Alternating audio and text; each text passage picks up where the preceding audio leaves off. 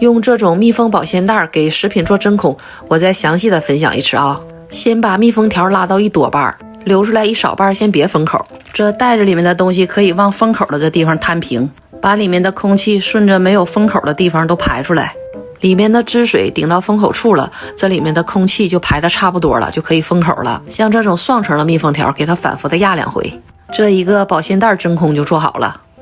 里面的空气都排出去了，一个是保鲜效果好，再一个就是放到冰箱里也不占地方。把它摞到一起，就这么放到冰箱里，它就特别省空间。储存肉也是一样的，把袋子里的空气顺着侧面的小口排出来，给空气都压出来了，然后再封口，这就相当于给肉做了一个真空。这个密封袋它是分大、中、小3个号的，这种密封袋要比密封盒用起来更省空间。我家东西特别多，我就一直用这种食品袋，不管是装肉还是装菜，冷藏还是冷冻都不带串味儿的。